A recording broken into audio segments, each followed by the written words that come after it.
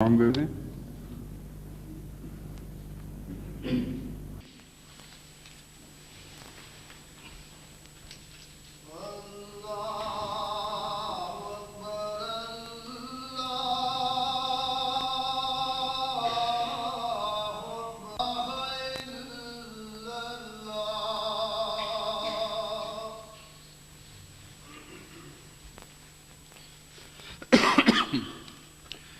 أشهد أن لا إله إلا الله وحده لا شريك له وأشهد أن محمدا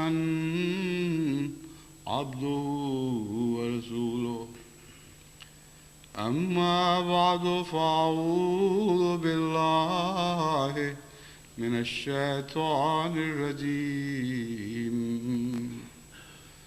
بسم الله الرحمن الرحيم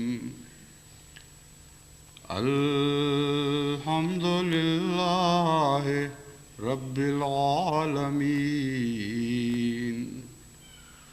الرحمن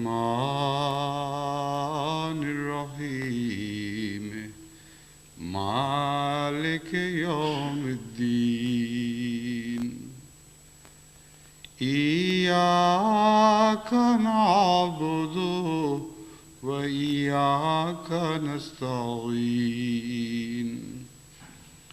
اهدنا الصراط المستقيم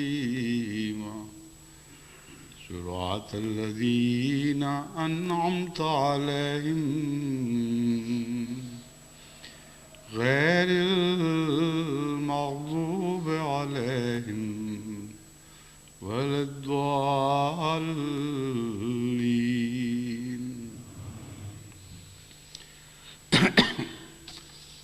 حضرت اقدس محمد رسول اللہ صلی اللہ علیہ وآلہ وسلم سے ایک بار کسی نے یہ سوال کیا کہ یا رسول اللہ قیامت کب ہوگی؟ تو آپ نے جواباً فرمایا تم نے اس کے لیے کیا تیاری کی ہے؟ بہت ہی پیارا اور بہت ہی گہرا پرحکمت جواب ہے۔ کب سے انسان کو غرض نہیں ہونی چاہیے، تیاری ہمیشہ رہنی چاہیے۔ بس گزشتہ جمعے میں جو میں نے اللہ تعالیٰ سے لقاء کے متعلق دعاؤں کی تحریک کی تھی، اس کے تعلق میں مجھے خیال آیا کہ تیاری کے سلسلے میں بھی کچھ باتیں آج آپ کے سامنے رکھوں، کیونکہ قیامت کی تیاری در حقیقت لقاء کی تیاری ہی ہے، اور دونوں ایک ہی مضمون ہیں۔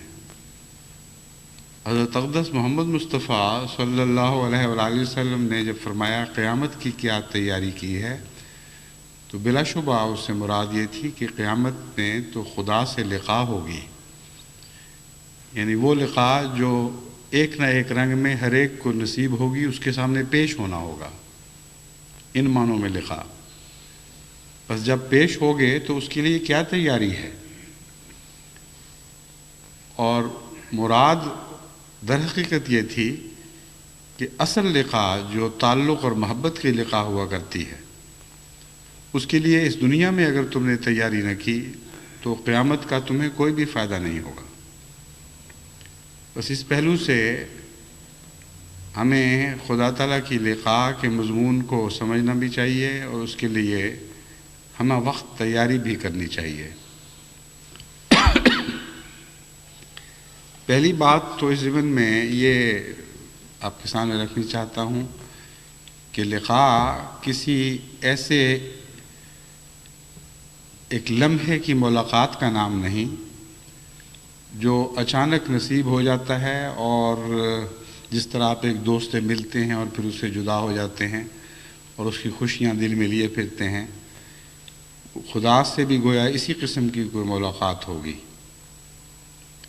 لقاء کا مضمون جیسا کہ حضرت اقدس مسیح موعود علیہ السلام نے مختلف ملفوظات اور کتب میں بہت کھول کر بیان فرمایا ہے، عام انسانی ملاقات سے مختلف حیثیت رکھتا ہے۔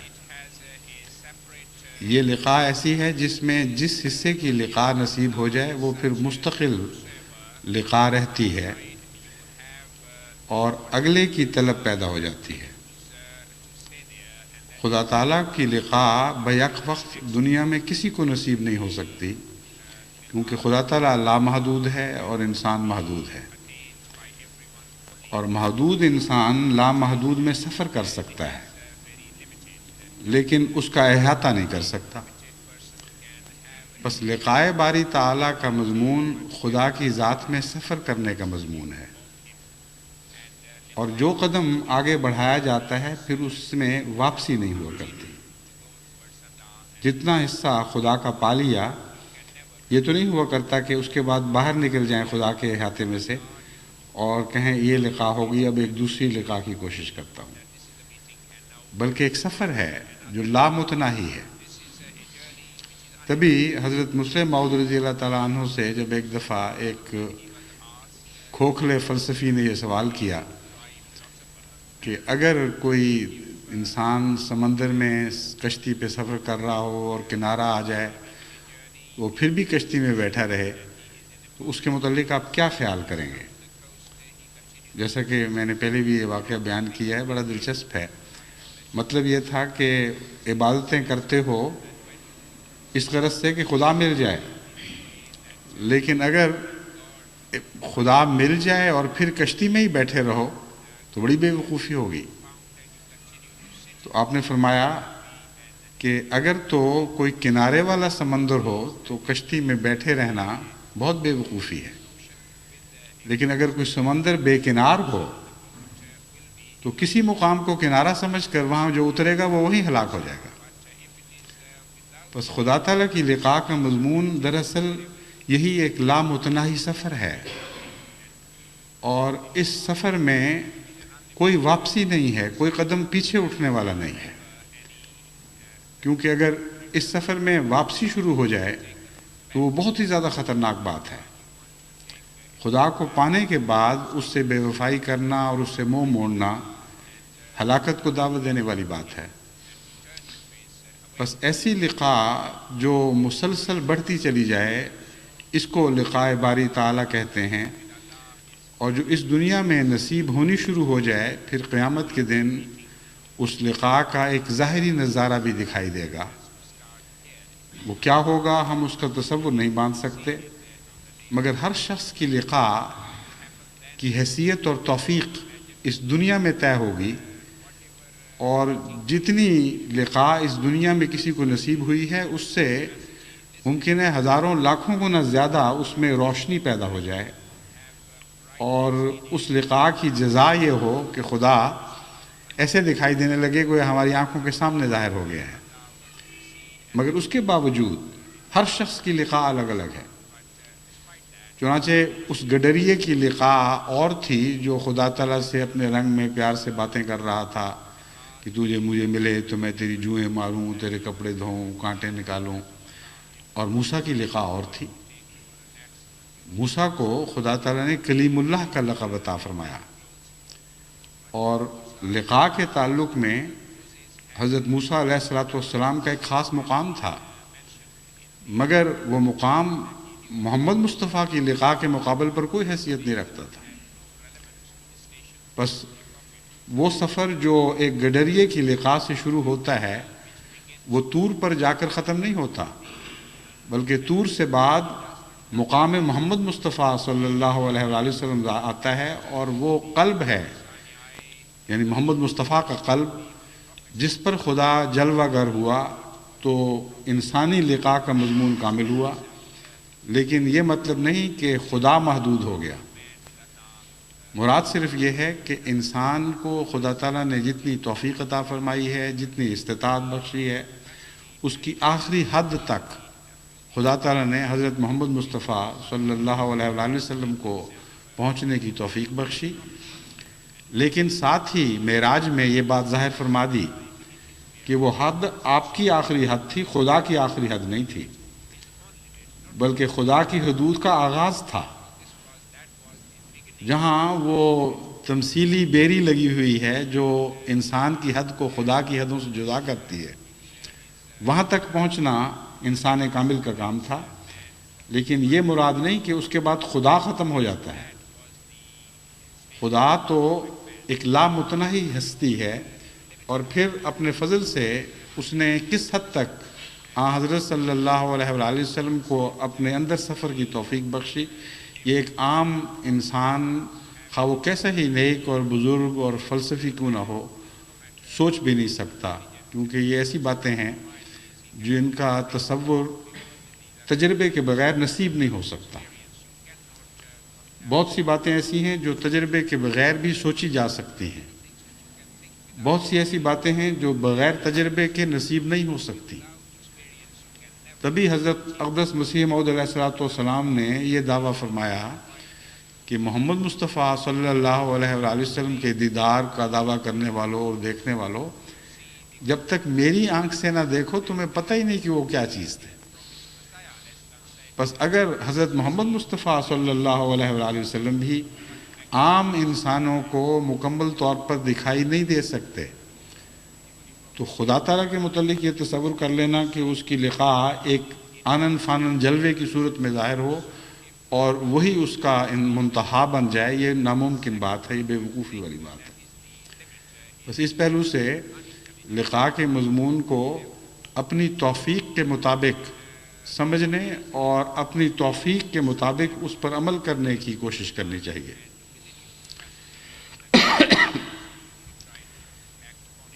لقاء تو ہر جگہ ہر صورت میں ممکن ہے، جہاں آپ کی نظر پڑے وہاں خدا کی لقاء ہو سکتی ہے۔ جب ہم یہ کہتے ہیں کہ خدا ہر جگہ ہے، تو اس کا ایک تو وہ تصور ہے جو ظاہری شش جہات کا تصور ہے، لیکن خدا کے معاملے میں یہ تصور اس سے بہت زیادہ گہرا ہے اور غور طلب ہے۔ خدا ہر جگہ کا مطلب یہ ہے، اور یہ ہونا چاہیے اور یہ ہے کہ جہاں بھی آپ نگاہ ڈالیں، جہاں بھی آپ غور کریں، وہاں آپ کو خدا دکھائی دینا چاہیے، اور اگر نہیں دیتا تو اس حصے میں آپ لقاء سے محروم ہیں۔ لقاء کے متعلق یاد رکھیں کہ عام انسانوں کی لقاء بھی آسان نہیں ہوا کرتی، ملنے کے باوجود آپ اجنبی رہا کرتے ہیں۔ بہت سے ایسے آدمی ہیں جن کی انسان شناسی، مردم شناسی کی نظر کمزور ہوتی ہے، وہ عمریں گزار دیتے ہیں بعض لوگوں کی صحبت میں، لیکن وہ دکھائی نہیں دیتے ان کو۔ ایسے نامردم شناس انبیاء کے زمانے میں بھی پیدا ہوتے ہیں۔ حضرت اقدس محمد مصطفیٰ صلی اللہ علیہ وآلہ وسلم کی وحی لکھنے والا کاتب ایک اسی قسم کا آنکھوں کا اندھا تھا، ظاہری طور پر فن کتابت سے واقف، اور وحی لکھنے والا، یعنی اس سے زیادہ مقدس اور کیا چیز لکھی جا سکتی ہے، اور اس کے باوجود بصیرت سے آری حضرت صلی اللہ علیہ وآلہ وسلم کو ظاہری آنکھ سے دیکھتا رہا، لیکن باطن کی آنکھ سے نہیں دیکھ سکا۔ یہ تو خیر بہت ہی بلند مقام کی بات ہے۔ عام روزمرہ کے تجربے میں آپ نے دیکھا ہوگا کہ بہت سے آدمیوں سے آپ شناسا ہوتے ہیں اور سمجھتے ہیں کہ ہم جان چکے ہیں، لیکن پھر وقت کے ساتھ ساتھ رفتہ رفتہ مختلف زاویوں سے اس کا مطالعہ کرتے ہیں، مختلف مواقع پر اس سے واسطے پڑھتے ہیں، اس کی اچھائی اور برائی کا مضمون آپ پر کھلتا چلا جاتا ہے۔ اور بسا اوقات تو بیویاں بھی ہمیشہ خامن سے واقف نہیں ہوا کرتی اور پوری طرح واقف نہیں ہوا کرتی، اور بسا اوقات خامن بھی اپنی بیویوں سے پوری طرح واقف نہیں ہوا کرتے۔ کئی عورتیں بیچاری ہمیشہ اس احساس میں گھل گھل کے زندگی بسر کرتی ہیں کہ ہمارے خامند کو ہماری خوبیوں کو پتہ ہی نہیں، اور وہ سب کچھ فدا کرتی ہیں، ان کے لیے اچھی سے اچھی زندگی کی راحتیں مہیا کرتی ہیں، لیکن وہ خامند اندھی آنکھ سے دیکھ رہا ہوتا ہے، اس کو ان چیزوں کا ذوق ہی نہیں ہوتا۔ بس اس کا لقاء کا ذوق سے بڑا گہرا تعلق ہے۔ ذوق بلند کرنا پڑتا ہے اعلیٰ چیز کی لقاء کے لیے، اور خدا تعالیٰ کی لقاء کے لیے لطیف ذوق کے سوا لقاء کا تصور ہی بالکل بچگانہ تصور ہے۔ پس خدا تعالیٰ کی ذات میں گم ہونے اور اس کی ذات میں سفر کرنے کے لیے اس کی تیاری بھی ضروری ہے، اور وہ ذوق جو انسانوں کی نظر میں انسان کو ایک مرتبہ اور مقام عطا کرتا ہے، وہی ذوق ہے جو مزید لطافت اختیار کرتا ہے تو خدا کی نظر میں انسان کو ایک مرتبہ اور ایک مقام عطا کرتا ہے۔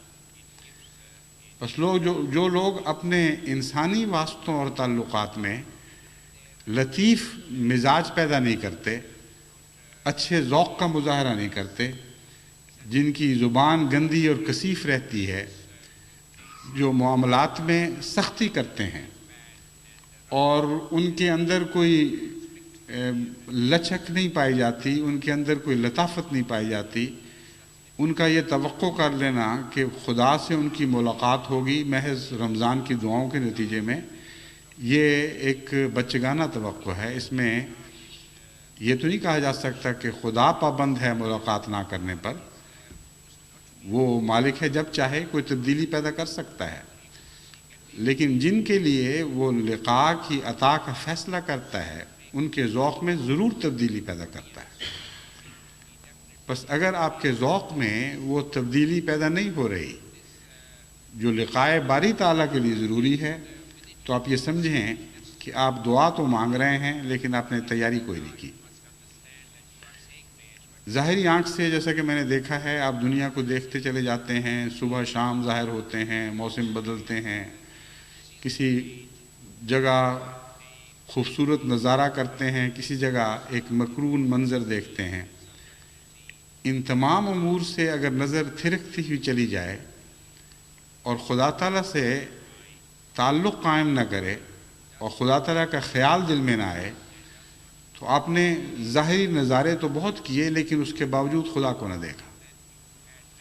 ایسا ہی ہے جیسے بعض انسانوں کے ساتھ آپ رہے لیکن ان سے آپ کو کوئی شناسائی نصیب نہ ہوئی۔ بس پہلے تو آفاقی نظر سے بھی خدا کو دیکھنے اور اس کی لقاء کی کوشش شروع کریں۔ یہ ایک بہت سطحی لقاء ہے، لیکن اس لقاء کا لطف آپ کے اندر مزید ذوق پیدا کرے گا، اور اس ذوق کے نتیجے میں پھر آپ کو گہری روحانی لقاء بھی نصیب ہوگی۔ یہ جو میں نے کیفیتیں بیان کی ہیں، ان کیفیتوں کو میں نے آفاقی اس لیے کہا کہ آپ باہر تمام کائنات میں جب بھی نظر ڈالتے ہیں، کوئی نہ کوئی ایسا منظر ضرور دکھائی دیتا ہے جس کے ساتھ آپ کو خدا شناسی ہو سکے، لیکن اس کے لیے غور اور فکر اور تدبر کی عادت ضروری ہے، اس کے لیے اولی الالباب ہونا ضروری ہے۔ ان فی خلق السماوات والارض واختلاف اللیل والنہار لآیات لأولی الالباب، یقیناً دن کے الٹنے پلٹنے میں، موسموں کے بدلنے میں نشانات ہیں، مگر صاحب عقل لوگوں کے لیے۔ وہ جو ان چیزوں کو دیکھتے ہیں تو کیا کرتے ہیں؟ یذکرون اللہ کو یاد کرنا شروع کر دیتے ہیں، قیام و قعودا، نمازوں کا انتظار نہیں کرتے کہ نماز پڑھیں گے تو یاد کریں گے، بلکہ جس حالت میں بھی وہ کائنات کے مناظر دیکھتے ہیں اسی حالت میں خدا تعالیٰ کو یاد کرنا شروع کر دیتے ہیں۔ اور یہ جو کیفیت ہے یہ خدا تعالیٰ نے اس رنگ میں بیان فرمائی جیسے کوئی خود رو بہتا ہوا پانی ہو، اس میں جد و جہد، کوشش، محنت کا دخل نہ ہو، بلکہ ایک طبیعت کی عادت بن چکی ہو۔ بس اس پہلو سے آفاق کا مطالعہ بہت ہی ضروری ہے کہ آپ کی عادت بن جائے کہ آپ کو اپنے گرد و پیش میں خدا تعالیٰ دکھائی دینے لگے اور اس کی یاد دل میں پیدا ہو۔ پھر اندرونی مطالعہ ہے جو انسان اپنے دل میں ڈوب کر اپنے نفس کی شناسائی حاصل کر کے خدا تعالیٰ کو پاتا ہے۔ اس ضمن میں بھی مطالعہ کی بہت سی قسمیں ہیں۔ ایک تو اپنے نظام کو، جو ظاہری نظام ہے، اس کو دیکھنا اور اس پر غور کرنا اور اس پہ یہ احساس کرنا کہ خدا تعالیٰ نے کتنا حیرت انگیز جسمانی نظام انسان کو بخشا ہے اور کتنی باریک نظر سے ہماری راحتوں کا سامان مہیا فرمایا ہے۔ یہ ایک ایسا مضمون ہے جس میں جو جیسا کہ میں نے بیان کیا سطحی بھی ہے، لیکن اس میں گہرائی بھی بہت ہے۔ جتنا سائنسدان جستجو کرتا چلا جاتا ہے اس کو انسانی جسم کے اندر حیرت انگیز نظم و ضبط اور تخلیق کے ایسے عظیم کارنامے دکھائی دینے لگتے ہیں کہ اس کی روشنی سے اس کی نظر خیرہ ہو جاتی ہے، اور جتنا آگے سفر کرتا ہے اتنا ہی مزید اس کو اور اس کے پیچھے کچھ اور اس کے پیچھے کچھ اور دکھائی دینے لگتا ہے۔ لیکن یہی مطالعہ چونکہ ایک اندھی آنکھ کا مطالعہ ہے، یعنی روحانیت سے اندھی ہے، وہ اسے خدا کی طرف نہیں لے کے جاتا۔ لیکن اس کے برعکس جو اولو الالباب ہیں وہ جب اپنی ذات پہ غور کرتے ہیں، اپنی روزمرہ کے رہن سہن پہ، اپنی بھوک پہ، اپنی پیاس پہ، ان سب زہروں پر جو جسم سے ہر وقت مختلف صورتوں میں خارج ہوتے رہتے ہیں، جن کے بند ہونے پر ایک جسم ایک عذاب میں مبتلا ہو جاتا ہے، ان سب کیفیات پر غور کے نتیجے میں ان کو اپنی کائنات کے اندر بھی خدا دکھائی دینے لگتا ہے، اپنے وجود کے ذرے ذرے میں خدا دکھائی دینے لگتا ہے۔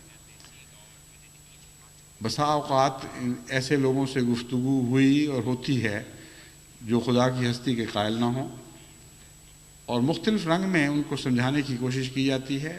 بعض دفعہ جو انسانی جسم کا شعور رکھنے والے لوگ ہیں جب وہ ملتے ہیں تو میں نے ان سے مثلا یہ سوال کیا کہ کبھی آپ نے اپنے اوپر غور بھی کیا کہ آپ ہیں کون؟ آپ کے اندر جو یہ شعور ہے کہ میں ہوں، یہ فزکس کا کوئی قانون ہے یا کیمسٹری کا قانون ہے؟ وہ میں کیا چیز ہے جو بول رہی ہے؟ آپ کو دکھ کیوں پہنچتا ہے؟ حالانکہ دکھ محسوس کرنا اور خوشی محسوس کرنا، اس کے لیے کوئی فزیکل اور کیمیکل جسٹیفیکیشن ہونی چاہیے، کوئی اس کے لیے جواز ہونا چاہیے۔ یعنی کہ میں نے آپ کو بری نظر سے دیکھ لیا، آپ تکلیف میں مبتلا ہو گئے۔ کون سا قانون ہے قدرت کیمیکل کا اور فزکس کا اور کیمسٹری کا، یا کوئی اور قانون جس کو آپ مادہ زندگی میں دیکھ سکتے ہیں کہ ایسی حرکتیں اس سے پیدا ہوتی ہیں؟ میں نے محبت کی نظر ڈالی آپ کے اوپر، اگر آپ کو مجھ سے تعلق ہے تو آپ کا دل خوش ہو گیا، کیا مطلب ہے اس کا؟ یہ کیا چیز ہے؟ ایک معمولی سی بات پر بھی آپ اپنی کیفیتوں پر بھی غور کرنا شروع کریں تو آپ کو خدا کا حیرت انگیز ہاتھ دکھائی دینے لگے گا۔ پھر میں نے بعض دفعہ ان سے پوچھا کہ اپنی آنکھ پر غور کریں، آنکھ کا ارتقاء کیسے ہوا؟ ایک مکمل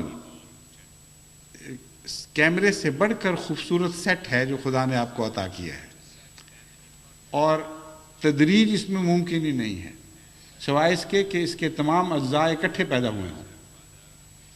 یہ ممکن نہیں ہے کہ ریٹنا پہلے پیدا ہو جائے آٹومیٹیکلی اور بغیر کسی مقصد کے اتفاقاً پیدا ہو جائے، اور لینز ابھی نہ بنا ہو، اور لینز بھی پھر اپنی ذات میں جو مختلف اعضاء رکھتا ہے اور اس کے ارد گرد جو مسلز کا نظام ہے جو اس کو کنٹرول کرتا ہے، وہ اگر کام نہ کرے تو لینز کا کوئی بھی معنی نہیں ہے۔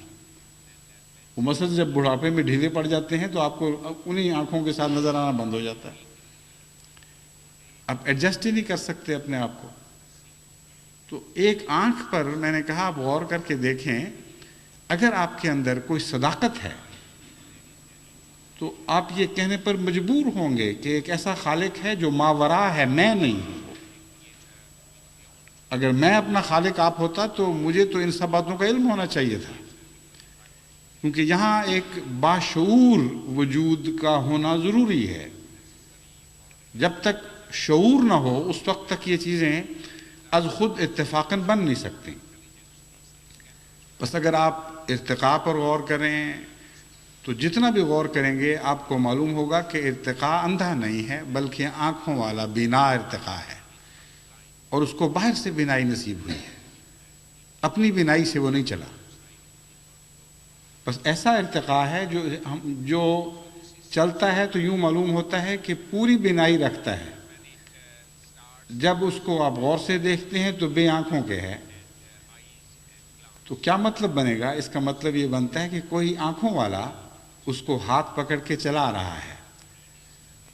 بس جو بینا ارتقاء دکھائی دیتا ہے وہ سائنسدان کی زبان میں بینا نہیں ہونا چاہیے، اس کی کوئی آنکھ نہیں ہے، اور باوجود اس کی حرکت، اس کا رخ، اس کا اجتماعی ایک جز کا دوسرے جز سے اجتماعی تعلق، یہ ساری باتیں نظر کی محتاج ہیں جو ظاہری طور پر اس کو میسر نہیں، لیکن اس کی تمام ادائیں، اس کا رخ، اس کے سارے اطوار ایک بینا وجود کے سے ہیں۔ تبھی قرآن کریم نے اس سوال کو اٹھاتے ہوئے فرمایا کہ کیا تم خود اپنے خالق ہو؟ عقل کے اندر غور تو کرو کہ تم تو اپنی کسی چیز کے بھی خالق نہیں ہو۔ معمولی سا نظام اس طرح بگڑے کہ جو چیز خدا کی طرف سے عطا کردہ ہے وہ مر جائے تو ساری انسانی ترقیات مل کر جو طاقت پیدا کرتی ہیں وہ چیز دوبارہ پیدا نہیں کر سکتی۔ کئی بے اولاد دوست لوگ ہوتے ہیں، میرے پاس علاج کے لیے اکثر آتے رہتے ہیں۔ میں نے دیکھا ہے کہ اگر ان کے خلیے مر چکے ہوں تو لازماً ہاتھ کھینچنا پڑتا ہے، کیونکہ موت کا کوئی علاج نہیں، اور جو چیز خدا نے رکھی تھی اور اب نہیں رہی، اس کو دنیا کی کوئی طاقت دوبارہ کھینچ کے واپس لا نہیں سکتی۔ قرآن کریم اس انسان کی بے اختیاری اور مجبوری کا ذکر کر کے فرماتا ہے تم تو اتنے کمزور ہو کہ ایک معمولی سی مکھی جو چیز تم سے چھین لے تم اسے اسی حالت میں واپس لوٹا نہیں سکتے۔ اس کے اندر جو تبدیلیاں پیدا ہو جاتی ہیں اور جس طرح وہ نظام اس کے نظام میں جذب ہو جاتی ہے، تمہارے ہاتھوں سے گئی تو ہمیشہ کے لیے چلی گئی۔ بس خدا تعالیٰ کی لقاء تو ظاہری آنکھ سے بھی ہو سکتی ہے، ان معنوں میں کہ اس آنکھ سے دیکھ کر آپ مزید غور کریں، اس کی میں داخل ہوں، اس کی تہ میں ڈوبیں، اور رفتہ رفتہ آپ کو ایک عظیم جہان دکھائی دینے لگے گا جس میں خالق اپنی تخلیق کے ذریعے آپ پر ظاہر ہوگا، جس طرح مصور اپنی تصویر کے ذریعے کسی پر ظاہر ہوتا ہے۔ بس تصویریں تو اتنی بے انتہا ہیں ہماری ذات کے اندر بھی، ہمارے گرد و پیش بھی، کہ کوئی لمحہ ایسا میسر نہیں آ سکتا جس میں انسان کے سامنے خدا کی کوئی تصویر جلوہ گر نہ ہو۔ بس نہ کوئی جگہ اس سے خالی ہے، نہ کوئی لمحہ وقت اس سے خالی ہے، وہ تمام کائنات پہ محیط ہے، ہر جگہ ہے، ان معنوں میں ہے کہ دیکھا جا سکتا ہے اور ہر لمحہ دیکھا جا سکتا ہے۔ کوئی ایک لمحہ بھی خدا کی ذات سے عاری نہیں ہو سکتا۔ بس لقاء کے مضمون کو سمجھ کر اپنے اندر شعور پیدا کرنا، یہ پہلا قدم ہے لقاء کی طرف۔ پھر جیسا کہ میں نے بیان کیا، اپنے اندر ذوقی لطافتیں پیدا کریں تاکہ یہ دیدار جو ہے یہ محض ایک غائب کا دیدار نہ ہو، بلکہ ایک ایسے حاضر کا دیدار ہو جو دیکھ کر پھر آنکھوں سے آنکھیں ملائے۔ ورنہ یہ سارے نظارے یوں ہوں گے جیسے آپ کسی چیز کا حسن دیکھ رہے ہیں لیکن علم نہیں کہاں ہے، وہ نظر آنے کے باوجود بھی پردوں میں رہے گی۔ لیکن اگر وہ صاحب بصیرت ہو اور آپ اسے دیکھ رہے ہو اور نظر سے مل جائے، پھر وہ لقاء میں ایک اور مضمون داخل ہو جاتا ہے۔ بس خدا تعالیٰ تو ایک ایسا وجود ہے جو بصیرت عطا کرنے والا اور بصارت بخشنے والا ہے، وہ بے بصیرت تو نہیں، بے بصارت تو نہیں۔ بس اگر اس سے لقاء کرنی ہے تو ان نظاروں کو پھر مقابل پر پیدا ہونے والے نظاروں کے ساتھ ملا کر دیکھیں، تب لقاء کا مضمون آگے بڑھے گا اور اس میں ایک نیا لطف پیدا ہو جائے گا۔ ایک ایسا آدمی جو غافل سویا پڑا ہو، اگر اندھا نہ بھی ہو، آپ اس کے حسن کا نظارہ کرتے چلے جائیں، اس کے باوجود آپ کو پوری تسکین نصیب نہیں ہو سکتی۔ ہاں جب آنکھیں کھولے پھر یہ فیصلہ ہوگا کہ آپ نے مزید لطف حاصل کرنا ہے یا آپ کے نصیب میں بے قراری لکھی گئی ہے۔ اگر ان آنکھوں میں پیار ہے، اگر ان آنکھوں میں محبت ہے، شناسائی ہے، تعلق ہے، تو وہ حسن کا نظارہ اچانک ایسی عظیم کیفیتوں میں تبدیل ہو جائے گا کہ جس کا پہلے نظارے کو اس کے ساتھ کوئی بھی نسبت نہیں رہتی۔ اور اگر اس میں نفرت کے آثار پائے جاتے ہیں، بیزاری کے آثار پائے جاتے ہیں، تو وہ جو پہلا لطف تھا وہ بھی ہاتھ سے گیا۔ پس خدا تعالیٰ ایک باشعور زندہ ہستی ہے جو زندگی کا سرچشمہ ہے اور شعور کا سرچشمہ ہے۔ فرماتا ہے لا تدرکہ الابصار وہو یدرک الابصار، تم محض اپنی آنکھ سے اس کو نہیں دیکھ سکتے، ہاں اس کی آنکھ تمہیں پاتی ہے، وہ تم تک پہنچتا ہے۔ بس ان سب نظاروں کے ذریعے لقاء کا ایک قدم تو لازماً اٹھ چکا ہوتا ہے، لیکن جب تک وہ اس قدم میں تبدیل نہ ہو کہ خدا میں حرکت پیدا ہو جائے اور وہ آپ کی طرف آئے، اس وقت تک لقاء کا مضمون پورا نہیں ہو سکتا۔ بس آن حضرت صلی اللہ علیہ وآلہ وسلم نے اس دوہری حرکت کو ہی لقاء قرار دیا ہے۔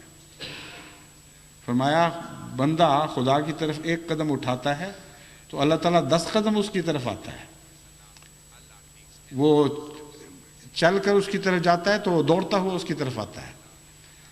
بس پاتا وہی ہے جو تیز ہو، جو سست ہو اس کی طرف پانے کا مصدر منسوب نہیں ہو سکتا۔ جو چیز کھڑی ہو آپ اس کی طرف حرکت کرتے ہیں، آپ اس کو پاتے ہیں، اور جو چیز کھڑی ہے اس تک جب آپ پہنچیں گے تو آپ ہی پائیں گے، وہ تو نہیں آپ کو پاتی حقیقت میں۔ اور رفتاروں کا موازنہ بھی دراصل ایک ریلیٹیوٹی کے تصور میں ایسی ہی کیفیت پیدا کر دیتا ہے۔ جو چیز ہلکی رفتار سے کسی طرف بڑھ رہی ہے اور اس کے مقابلے پر کوئی چیز تیز رفتار سے اس کی طرف آ رہی ہے، جو تیز رفتار سے آتی ہے وہ پاتی ہے، نہ کہ ہلکی رفتار والی۔ تو خدا تعالیٰ ہی ہے جو دراصل لقاء کی تمنا رکھنے والے کو پاتا ہے ہمیشہ، اور اس کے لیے جب تک آپ کو وہ مقابل پہ حرکت دکھائی نہ دے اس وقت تک آپ کو لقاء کا مزہ صحیح معنوں میں نہیں آ سکتا، ایک فلسفیانہ لقاء ہوگی۔ حضرت مسیح موعود علیہ السلام فرماتے ہیں عقل اندھی ہے اگر نیر الہام نہ ہو، عقل کے ذریعے بھی تمہیں لقاء ملے گی مگر نیر الہام کے بغیر پوری روشنی نصیب نہیں ہو سکتی۔ اس طرف ہے کون؟ اس کا جواب جب تک اس طرف سے نہ آئے، محض یک طرفہ نظارے سے آپ کو تسکین نہیں پا سکتے۔ بعض کہانیوں میں ہم نے پڑھا ہوا ہے کہ بعض شہر آباد کے آباد لوگ چھوڑ کے چلے جایا کرتے ہیں اور ان میں کوئی وجود نہیں ہوتا۔ یہ کہانیوں کا قصہ تو بچپن کی باتیں تھیں، اب ایسے شہر دریافت ہوئے ہیں جنوبی امریکہ میں جہاں بالکل یوں لگتا ہے جیسے اس کہانی کا مضمون صادق آتا ہے۔ بعض شہر دریافت ہوئے ہیں جن میں کوئی تباہی نہیں آئی، کوئی جنگ کے آثار نہیں ہیں، مگر کوئی نہیں سمجھ سکا اب تک کہ کون سی بلا نازل ہوئی جس کے نتیجے میں لوگ رستہ بستہ شہر چھوڑ کر الوداع کر گئے اور اسی طرح شہر کی چیزیں پڑی کی پڑی رہ گئیں۔ کیا پتہ کون تھے، کہاں چلے گئے، اور پھر واپس آنے والے بھی ہیں کہ نہیں۔ یعنی انہوں نے تو بہرحال واپس نہیں آنا جو مدتوں پہلے گزر گئے، لیکن خدا تعالیٰ کی ہستی کے متعلق یک طرفہ نظارہ ایسی ہی کیفیت پیدا کرتا ہے ابہام کی اور تفکرات کی اور سوچ کی کہ وہ کون ہے، کہاں ہے بھی کہ نہیں۔ بس وہ قومیں جو دنیا دار ہو گئیں ان کو اگر اتنی بصیرت نصیب ہوئی کہ انہوں نے خدا کی ہستی کے آثار دیکھے، ان میں سے کئی فلاسفر ایسی کتابیں لکھتے ہیں کہ خدا ڈیڈ ہے، یعنی ہوگا ضرور، ہم انکار نہیں کر سکتے، لیکن اب نہیں رہا۔ وہ قومیں جو الہام کی منکر ہو جاتی ہیں ان کا بھی خدا مر جاتا ہے۔ بس اگلا قدم بہت ہی ضروری ہے لقاء کا، اور اس کے لیے اپنے ذوق کی لطافت پیدا کرنا ضروری ہے، اپنے گھر کو سجانا ضروری ہے۔ عام معمولی مہمان کے لیے بھی آپ تیاری کرتے ہیں، کچھ نہ کچھ حسب توفیق اپنے گھر کو سجاتے ہیں۔ اگر غریب بھی ہو تو کچھ کھانے کا معیار بلند کر لیتا ہے، جس حد تک بھی اس کو توفیق ہو۔ تو جب خدا کا نظارہ کیا اور دل یہ چاہا کہ وہ آپ کی ذات میں داخل ہو جائے، تو اس کے لیے آپ کو ضرور تیاری کرنی ہوگی، اور اس تیاری کا پہلا قدم اعلیٰ اخلاق ہے۔ اعلیٰ اخلاق کے بغیر حقیقت میں خدا کی لقاء ممکن نہیں ہے۔ جزوی لقاء تو ہو سکتی ہے، کیونکہ بعض لقاء کے نظارے جزوی اصلاح سے بھی تعلق رکھتے ہیں، لیکن یہ ایک اتفاقی واقعہ، اتفاقی حادثے کی صورت میں ہو سکتا ہے۔ وہ لقاء جو دائمی لقاء ہے، جو مسلسل خدا کی ذات میں آگے بڑھنے کا نام ہے، وہ لقاء اخلاقی اصلاح کے بغیر ممکن نہیں ہے۔ آپ کو کسی انسان کا حسن دل لبھانے والا دکھائی دے، آپ کے اندر ایک کشش پیدا ہو جائے، آپ جب اس سے ملتے ہیں تو کچھ دیر کے بعد آپ محسوس کرتے ہیں کہ وہ بات نہیں، ہمیں کچھ خام خواہ کی دلچسپی پیدا ہو گئی تھی، ظاہری شکل صورت ہے، مگر کوئی ایسے اخلاق نہیں ہیں کہ جو دائمی اس پہلی کشش کو دوام بخش سکیں جو پہلے پیدا ہوئی تھی۔ بعض دفعہ تو معمولی سی بات سے بھی ساری کشش کافور ہو کر اڑ جاتی ہے۔ ایک مصنف ہیں انگلستان کے، جنہوں نے ایک واقعہ بیان کیا کہ میں ایک دفعہ ایک دکان میں داخل ہوا اور وہاں ایک ایسی حسینہ مجھے دکھائی دی جس کو دیکھ کر مجھے یقین آ گیا کہ ایک نظر میں محبت ممکن ہے، اور چند لمحوں بعد اس سے ملاقات کا بھی ایک سامان پیدا ہو گیا۔ اس کے ہاتھ سے کوئی بنڈل تھا جو گر گیا، میں نے دوڑ کر لپک کے اس بنڈل کو اٹھایا اور اس کے سپرد کیا۔ اس نے جس فلیٹ آواز میں شکریہ ادا کیا، وہ اس طرح جذبات سے آری اور خالی اور کھوکھلی آواز تھی کہ مجھے دوسرا یقین یہ ہو گیا کہ ایک لمحے میں محبت غائب بھی ہو سکتی ہے، یعنی اگر ایک لمحے میں پیدا بھی ہو سکتی ہے تو پھر ایک لمحے میں ختم بھی ہو سکتی ہے۔ امر واقعہ یہ ہے کہ انسانی تجارب میں یہ بات آتی ہے کہ محض حسن کا نظارہ کافی نہیں ہوا کرتا جب تک گہرا حسن نہ ہو، اور خدا تعالیٰ کو آپ ایسا بے ذوق سمجھیں، نعوذ باللہ من ذالک، کہ وہ آپ کے اندر حسن کے کوئی آثار پائے نہ جائیں اور پھر بھی وہ آپ کا دوست بنا پھرتا ہے، یہ نہیں ہو سکتا۔ جس قسم کی ذات سے تعلق قائم کرنا ہے اپنی توفیق کے مطابق، کیونکہ یہاں اپنی توفیق شرط ہے، وہ لامحدود ہے اور ہم محدود ہیں، اس لیے مجبوری ہے اپنی توفیق کے مطابق کچھ تو زینت اختیار کریں۔ غریب دلہنیں بھی دلہا کے گھر سج کے جایا کرتی ہیں۔ ایک پنجابی شاعر، صوفی شاعر ہیں، ان کا پنجابی شعر تو مجھے یاد نہیں لیکن مضمون بڑا پیارا ہے۔ وہ کہتے ہیں کہ ساری رات میں ناچ کے اپنے روٹھے یار کو مناؤں، اور مراد یہ ہے کہ خدا کے حضور گریہ ازاری کروں، عبادت کروں۔ تو ہر شخص اپنی توفیق کے مطابق اپنے اندر کچھ زینت ایسی پیدا کر سکتا ہے جس کے نتیجے میں اللہ تعالیٰ کے پیار اور محبت کی نظر اس پر پڑے، اور وہ زینت کی تکمیل کا انتظار نہیں کرتا، یہ اس کی رحمانیت ہے،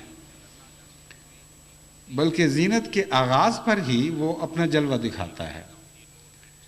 اس لیے ہر وہ شخص جو لقائے باری تعالیٰ کی خاطر اپنی ذات میں کوئی اصلاح پیدا کرتا ہے، اپنے اخلاق کو حسن عطا کرتا ہے اور کوشش کرتا ہے کہ پہلے سے بہتر میں خدا کے وصال کے قابل بن جاؤں، ایسے شخص پر پھر خدا خود نازل ہوتا ہے اور اس کے نزول کے ساتھ پھر باقی اصلاح ہونی شروع ہو جاتی ہے۔ بس یہ جو مضمون ہے اس کو سمجھتے ہوئے رمضان شریف میں اپنے اوپر غور کریں۔ بعض دفعہ جو خدمت سلسلہ کرنے والے خط لکھتے ہیں ان سے معلوم ہوتا ہے کہ ابھی بہت ہی اصلاح کی گنجائش ہے اور بہت تکلیف دہ حالت ہے۔ میں نے ایک لمبا سلسلہ خطبات کا شروع کیا تھا مختلف اخلاق پر زور دینے کے لیے، مالی لین دین، سلوک، بیویوں سے سلوک، خامدوں سے سلوک، دوستوں سے گفتگو میں، طرز تکلم میں اصلاح وغیرہ وغیرہ۔ وہ اگلی صدی میں داخل ہونے کا بہانہ سامنے رکھ کر تاکہ اس طرح جماعت میں ایک ولولہ پیدا ہو، جوش پیدا ہو، میں نے وہ باتیں بیان کی۔ لیکن حقیقت میں تو ان باتوں کا صدیوں سے تعلق نہیں تھا، وہ ایک دائمی حیثیت، دائمی اہمیت کی باتیں ہیں۔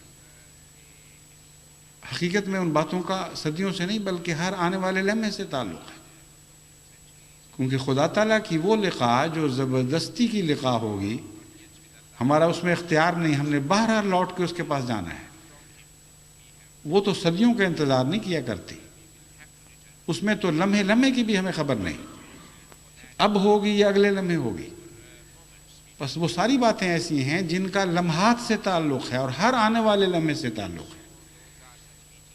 ان باتوں میں اصلاح کریں اور پھر دیکھیں کہ آپ کے لیے اللہ تعالیٰ کی لقاء زیادہ آسان ہونی شروع ہو جائے گی، اور بعض دفعہ اخلاق کی ترقی کے ساتھ انسان جزوی طور پر خدا کو اس طرح پانا شروع کر دیتا ہے کہ اس کو پھر چسکا پڑ جاتا ہے، پھر وہ آگے بڑھتا چلا جاتا ہے، پھر اور آگے بڑھتا چلا جاتا ہے، اور جو لقاء کا لطف ہے وہی اگلے قدموں کے لیے غذا بن جاتا ہے۔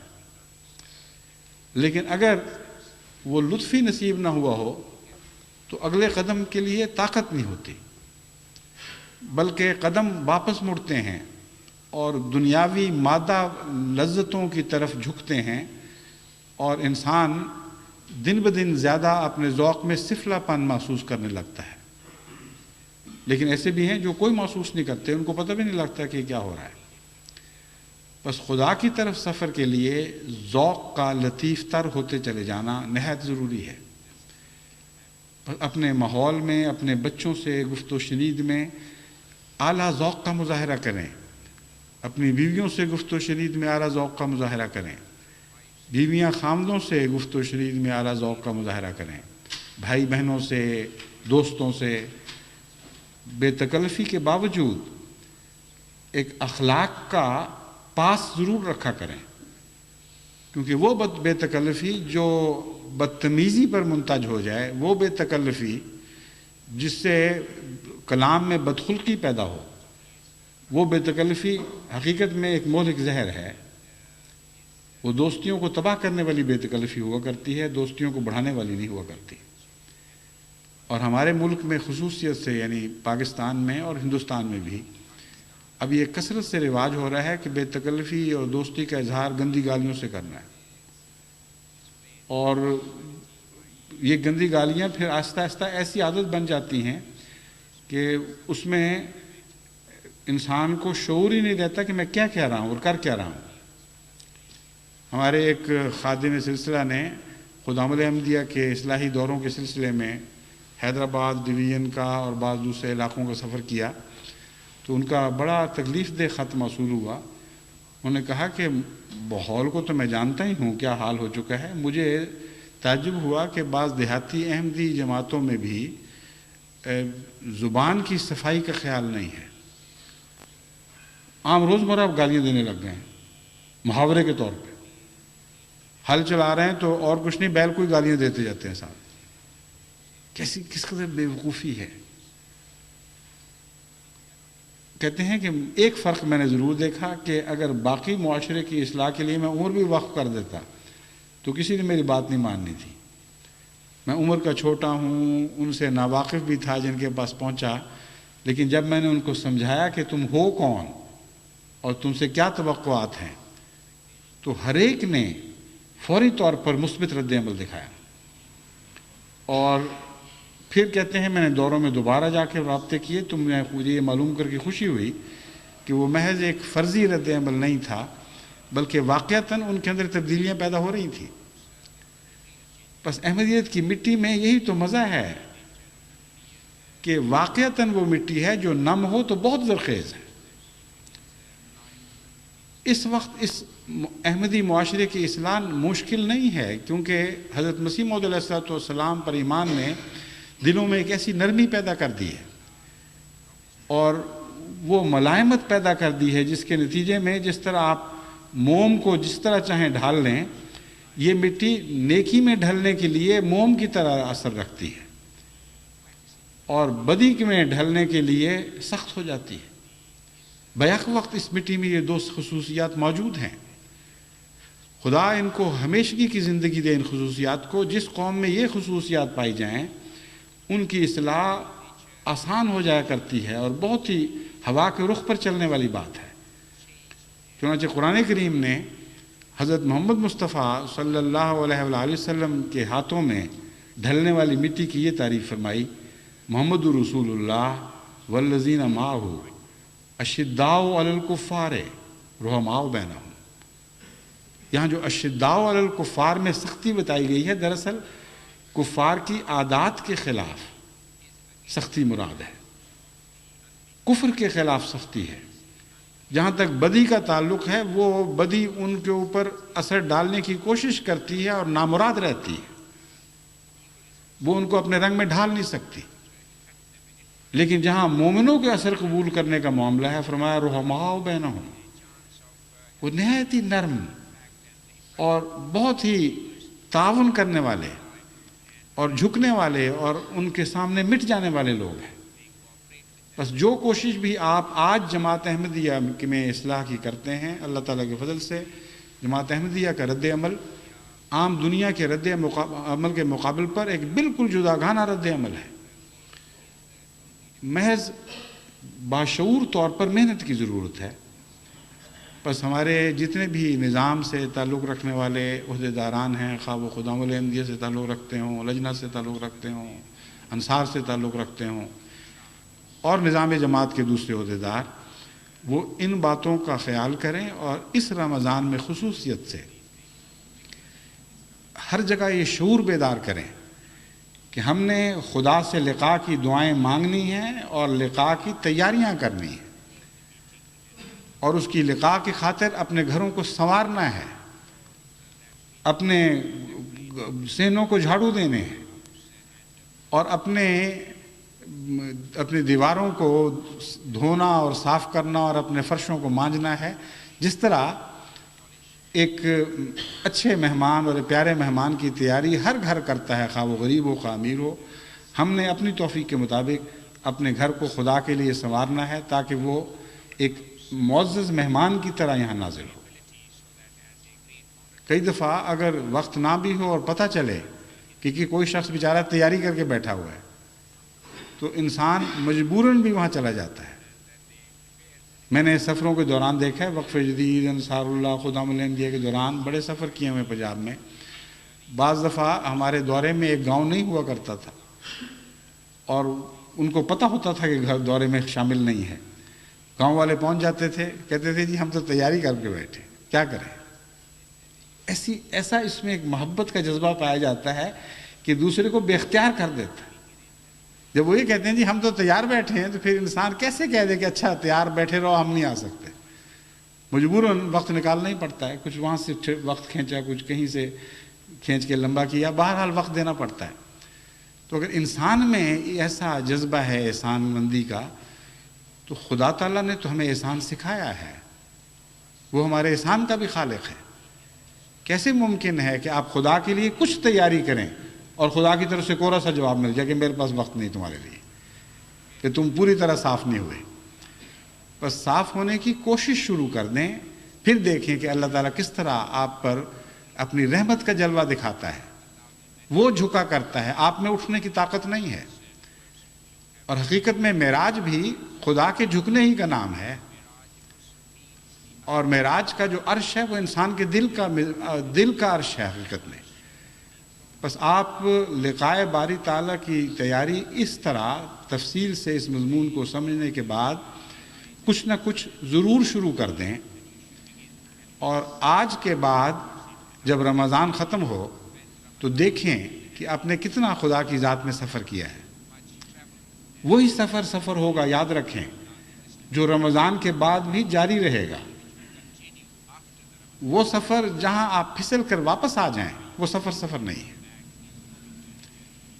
یہ ممکن ہے کہ کوششوں میں انسان پھسلتا رہے، لیکن جب ایک مقام کو حاصل کر لیتا ہے تو پھر اس کے بعد پھسلنا نہیں ہونا چاہیے۔ ہم نے کئی دفعہ ایسے پولز پر بچپن میں چڑھنے کی کوشش کی جس میں انسان پھسل جاتا ہے، بعض درختوں پر انسان کو چڑھنے کی کوشش کرتا ہے اور پھسل جاتا ہے، کیڑیاں بھی دیواروں پر چڑھتی ہیں اور پھسل جاتی ہیں، لیکن اگر انسان عزم جاری رکھے تو بار بار پھسلنے کے باوجود پھر ایک مقام ایسا آتا ہے، ایک موقع ایسا نصیب ہوتا ہے جب انسان اس چوٹی کو پا لیتا ہے جس کی طرف وہ حرکت کرنے کی کوشش کرتا ہے۔ جب اس درخت پر چڑھ کر اس چوٹی پر بیٹھتا ہے تو پھر کوئی پھسلنا نہیں ہے، پھر اپنی مرضی سے نیچے اترے تو اترے، ایک اور ہی لطف اس وقت محسوس ہو رہا ہوتا ہے، ایک فتح کا، کہ ہاں اب میں مقام محفوظ پہ پہنچ گیا ہوں۔ پس اس لقاء کو جو اس رمضان کے دوران حاصل ہو، اس پیمانے پہ جانچیں اور دیکھیں کہ آپ نے جو کچھ خدا کا پایا تھا رمضان گزرنے کے بعد بھی ہاتھ میں رہا یا نہ رہا۔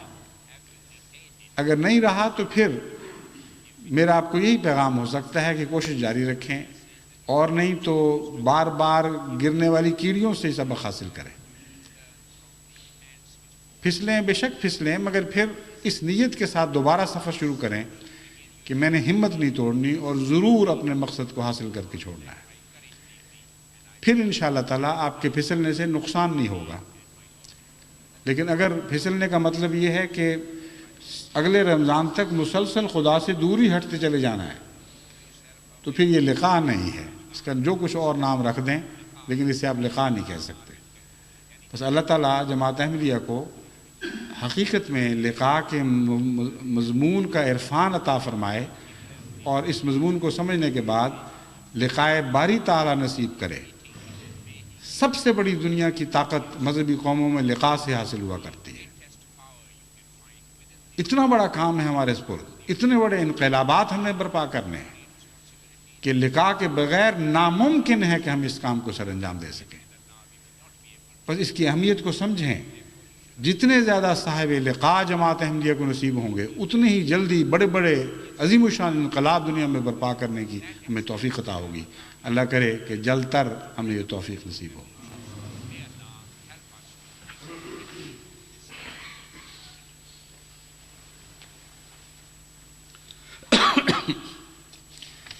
الحمدللہ نحمدہ ونستعینہ ونستغفرہ ونؤمن بہ ونتوکل علیہ ونعوذ باللہ من شرور انفسنا ومن سیئات اعمالنا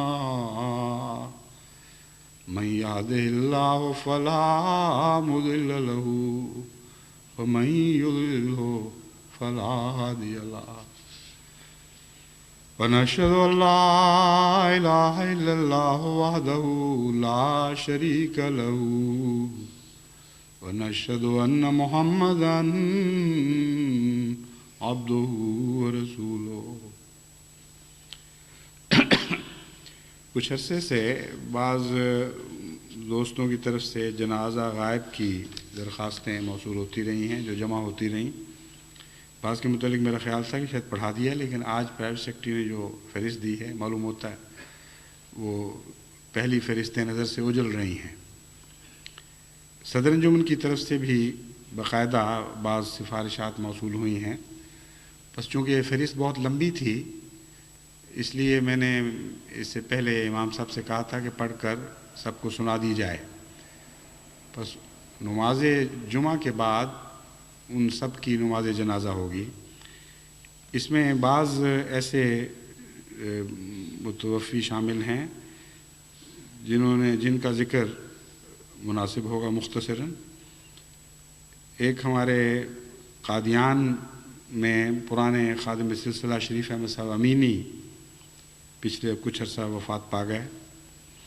اسی طرح چودھری عبدالعزیز صاحب کھوکھر تحریک جدید کے پرانے خادم تھے۔ عبدالقیوم صاحب کھوکھر ان کے بیٹے جرمنی میں ہیں۔ بشارت احمد صاحب امروہی بھی سلسلے کے پرانے خادم باقی زندگی۔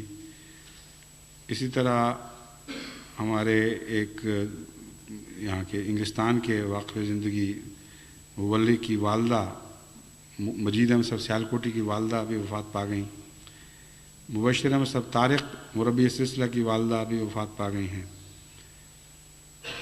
مسعود احمد صاحب دہلوی مدیر الفضل، سابق مدیر الفضل کے نام سے سب جماعت شناسہ ہے، یہ بھی بڑا مخلص فدائی خاندان ہے۔ ان کے نوجوان بیٹے جرمنی میں پیچھے کچھ عرصہ ہوا وفات پا گئے تھے۔ اسی طرح ہمارے انگلستان کے امریکہ کے مبلغ اظہر حنیف صاحب کے برادر نسبتی اسلم ندیم چودھری کراچی میں وفات پا گئے۔ ہمارے ایک مبلغ اللہ دیتا صاحب مبشر وقف جدید کے مبلغ ہوا کرتے تھے، بہت سادہ طبیعت اور کم تعلیم یافتہ لیکن بہت ہی روشن دماغ والے اور صاحب عرفان انسان تھے۔ چوروں قطب بنانے والا مضمون کچھ نہ کچھ ان پر ضرور صادق آتا تھا۔ واقعتاً چور اور ڈاکو تھے۔ جب انہوں نے احمدیت کو قبول کیا اور اس کے بعد اتنی تکلیفیں اٹھائیں خدا کی راہ میں، اتنی مارے کھائیں، جن علاقوں میں ان کے روب سے لوگ کانپتے تھے وہاں جا کر انہوں نے مارے بھی کھانی شروع کی، لیکن بڑے باہمت انسان تھے۔ ان کا مجھے بارہا اکثر خط آتا تھا کہ میرا جنازہ آپ نے ضرور پڑھانا ہے۔ صالحہ ایاز بیگم صاحبہ، اہلیہ مختار احمد صاحب ایاز، والدہ افتخار احمد صاحب ایاز، جو توالو کے ہمارے فاتح ہیں ماشاءاللہ، جنہوں نے توالو میں توئی طور پر دعوت اللہ کا کام کر کے جماعت قائم کی، جس سے آگے پھر وہ بنیاد بنی، جس کے نتیجے میں ہم نے پھر اللہ کے فضل سے ساؤتھ پیسیفک کے جزائر پر اسلام کا حلہ بولا ہے، اور ایسے ایسے جزائر میں خدا کے فضل سے اسلام نافذ ہوا ہے جہاں اس سے پہلے کوئی بھی مسلمان نہیں تھا۔ بس یہ وہ پیش خیمہ بنا ہے ان فتوحات کا۔ ان کی والدہ کو بھی خاص طور پر ان کا ذکر کرنا بھی ضروری تھا۔ اسی طرح ہمارے ڈاکٹر نصیر احمد صاحب چودھری جو امریکہ میں ہیں، بہت ہی مخلص اور قربانی کے میدان میں پیش۔ ان کے والد ڈاکٹر چودھری ناصر احمد صاحب وفات پا گئے امریکہ میں پیچھے۔ ان کا بھی میں نے وعدہ کیا ہوا تھا لیکن مجھے اب پتہ لگا ہے کہ جنازہ پہلے نہیں ہو سکا تھا۔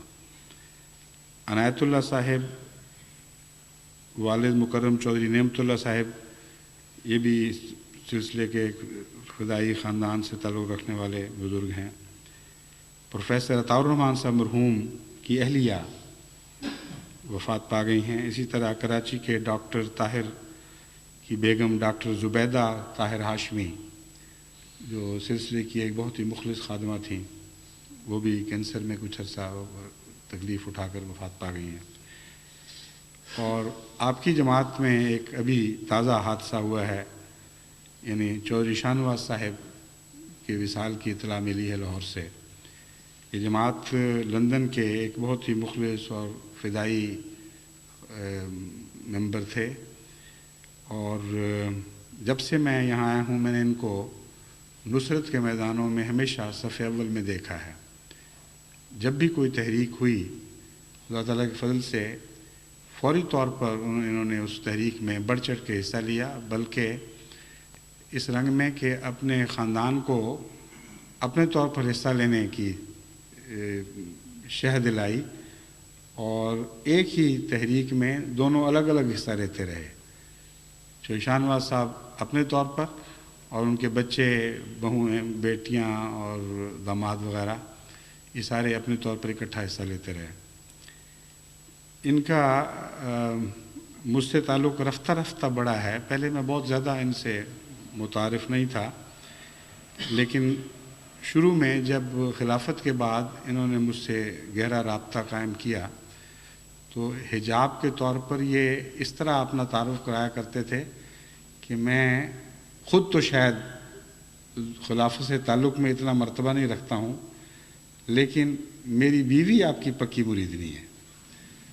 بس وہ ہمیشہ آپا مجیدہ کا تعارف آپ کی مریدنی کے طور پر کرا کر پھر اس رستے سے داخل ہوتے تھے تعلق میں، اور پھر رفتہ رفتہ خدا کے فضل سے یہ تعلق اتنا بڑھایا کہ پھر ایک دن میں نے ان کو کہا کہ میں نے کہا اب آپ کی مریدنی کی ضرورت نہیں رہی ہے، اب تو آپ خود مرید ہو چکے ہیں۔